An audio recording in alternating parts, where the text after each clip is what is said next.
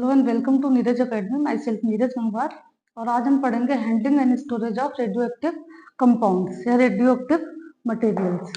देखिए क्या होता है इसमें कि जो रेडियो एक्टिव मटेरियल्स होते हैं या कंपाउंड्स होते हैं वो क्या करते हैं, रेडिएशन इमिट करते हैं। ये हम प्रीवियस क्लास में पढ़ चुके हैं कि वो क्या करते हैं, रेडिएशन को इमिट करते हैं, लाइक अल्फा बीटा या गामा। तो जब ये रेडिएशन को इमिट करते हैं तो ये जो रेडिएशन होती है वो उसका यूज किया जाता है फॉर मेडिसिनल पर्पस। लेकिन ये क्या होती है, बॉडी के लिए बहुत हार्मफुल होती है। अगर आप ऐसे डायरेक्ट इसके कांटेक्ट में आ जाते हैं तो ये कैंसर जैसी बड़ी बीमारियां कॉज कर सकती है। तो इसके कांटेक्ट में हमको ऐसे नहीं जाना है और ना ही इसको डायरेक्टली अपनी स्किन से टच करना है, हाथ से छूना है। तो जब भी आप इसको स्टोर कर रहे हो, इसको रख रहे हो, तो आपको बहुत ही सावधानी से और बहुत ही प्रिकॉशन के साथ इसको स्टोर करना है। और जब आप इसकी हैंडलिंग कर रहे हैं तो उसको लिए भी आपको क्या करना है, बहुत ध्यान देना है। तो आइए एक एक करके पॉइंट को डिस्कस कर लेते हैं। Great care must be taken in handling and storage of radioactive material. मतलब जब आप क्या कर रहे हो, रेडियो एक्टिव मटेरियल को स्टोर कर रहे हो या रख रहे हो या टच कर रहे हो उसको, तो हमें बहुत ज्यादा ध्यान देने की जरूरत है, जिससे हम क्या कर सकें, प्रोटेक्ट कर सकें people from the harmful effect. मतलब जब आप रेडियो एक्टिव मटेरियल को टच कर रहे हो या उसको स्टोर कर रहे हो तो हमें बहुत ज्यादा ध्यान देने की जरूरत है, ताकि हम अपने आप को और दूसरे लोगों को उसके हार्मफुल इफेक्ट से बचा सकें। पहला पॉइंट है, the radioactive materials are stored in thick glass such that it is away from the exposure to human being. Means जब रेडियो एक्टिव मटेरियल को हम स्टोर करेंगे तो हमें थिक ग्लास कंटेनर में स्टोर करना है। मतलब जो मोटा ग्लास हो, जिस कंटेनर का, ऐसे कंटेनर में स्टोर करना है, ताकि हम क्या कर सके, लोगों को उससे प्रोटेक्ट कर सके, उसके हार्मफुल इफेक्ट से। और क्या करना है, किसी की भी पहुंच से उसको क्या करना है, अलग रखना है, बाहर रखना है। मतलब आपको ऐसी जगह पे रेडियो एक्टिव मटेरियल को नहीं स्टोर करना जहां एज यूजुअल लोग रहते हों और वहां पे लोग बहुत ज्यादा पाए जाते हों या उनका आना जाना बहुत ज्यादा हो, बल्कि ऐसी जगह पे स्टोर करना जहां लोग ना जाते हो, बिल्कुल वो जगह खाली रहती हो। और जब आपको उसकी हैंडलिंग करनी है, उसकी जरूरत है, उस मटेरियल को लेना है, तभी आप वहां जाएं, या फिर आप उस पर्पज से जाएं कि वहां कोई की रेस रिलीज तो नहीं हो रही है, या वो कंटेनर से बाहर तो नहीं आ रही है एयर, तो चेक करने जा रहे हो सिर्फ, या चेक करने जा रहे हो, या फिर क्या करने जा रहे हो, उसकी हैंडलिंग करने जा रहे हो। अदरवाइज कोई वहां रहता ना हो, ऐसी जगह पे उसको स्टोर किया जाए।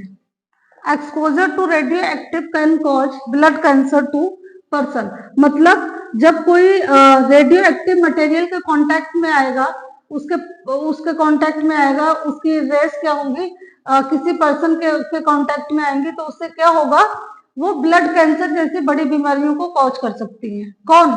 रेडियो एक्टिव रेस, जिसका नाम हमने क्या पढ़ा था, अल्फा बीटा गामा।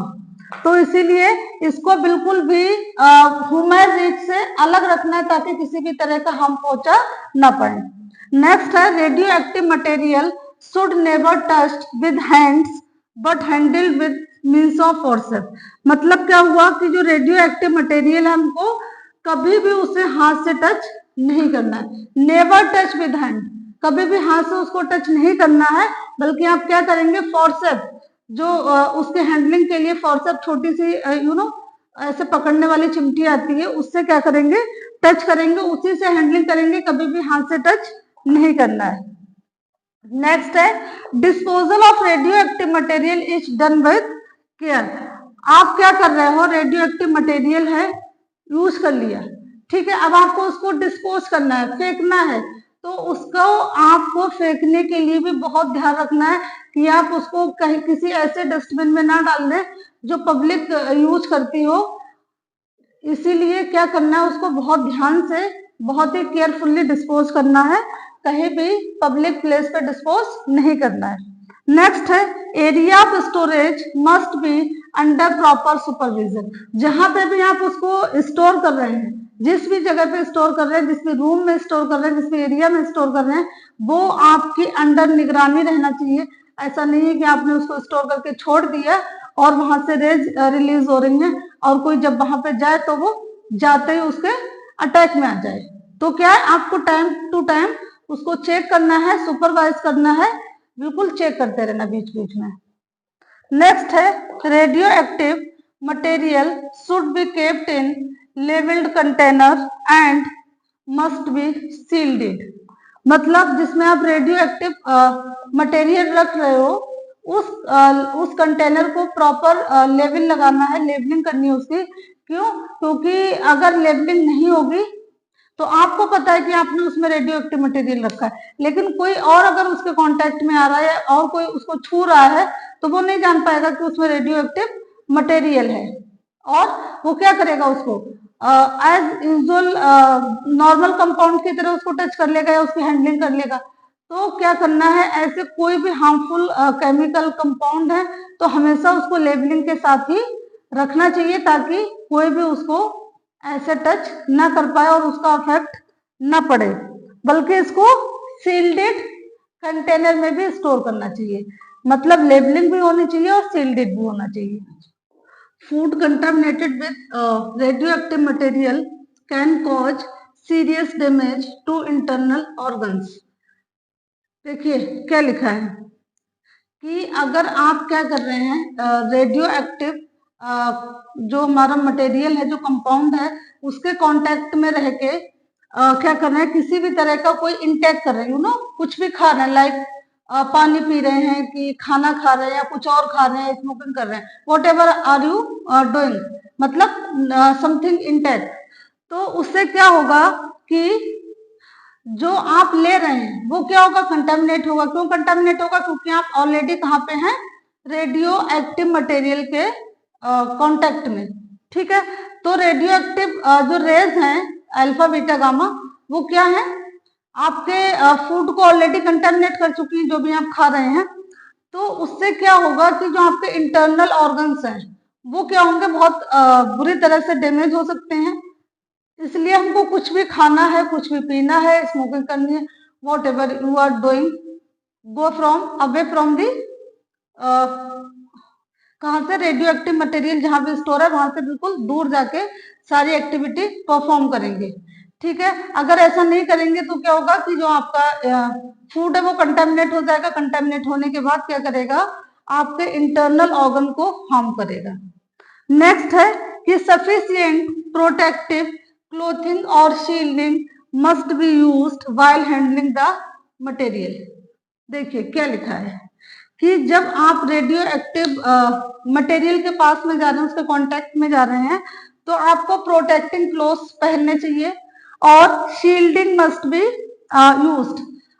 देखिए बात क्या कह रहे हैं, आप सबने देखा कि कोविड के टाइम पे जब भी हम कहीं बाहर निकलते थे तो क्या करते थे, अपने फेस पे मास्क लगाते थे, फेस मास्क लगाते थे, और अपने आप को क्या करते थे, मतलब बचाने की कोशिश करते थे। जैसे आपने देखा डॉक्टर्स वगैरह पूरी की पूरा कवर कर लेते थे अपने आप को, प्रोटेक्टिंग लेयर चढ़ा लेते थे, पूरा फेस कवर कर लेते थे, पूरी बॉडी को कवर कर लेते थे कि हम कोरोना से बच सके।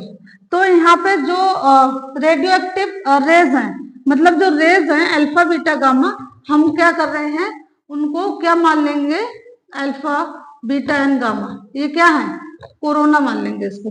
तो हमको इनके साथ ऐसे ही रिएक्ट करना है या अपने आप को इनसे ऐसे बचाना जैसे हम अपने आप को कोविड से बचाते थे, कि उसके कांटेक्ट में जाकर कुछ खाना नहीं है, अपने आप को बिल्कुल लेयर्स के साथ, प्रोटेक्टिंग लेयर के साथ ले जाना है, उसकी पहुंच से अपने आप को दूर रखना है। तो वो सारे के सारे प्रिकॉशंस आपको रेडियो एक्टिव मटेरियल के साथ भी लेने पड़ेंगे। देखिए जब भी आप उसके कांटेक्ट में जा रहे हैं तो प्रोटेक्टिंग क्लोथ्स पहनने हैं, सील्डिंग करनी है जब आप उसके कांटेक्ट में जा रहे हैं रेडियो एक्टिव मटेरियल के। तो जितने भी पॉइंट्स आपने पढ़े हैं बहुत इंपॉर्टेंट हैं और ये टॉपिक अपने आप में बहुत इंपॉर्टेंट है 5th यूनिट का, कि handling and storage of radioactive material. ये बार बार रिपीट एंड ईयर्स में, बैक ईयर्स के पेपर अगर आप उठा के देखेंगे तो बार बार पूछा जाता है, इसीलिए इसको अच्छे से तैयार कर ले और एग्जाम में पूछा जा सकता है। Okay, thank you for watching.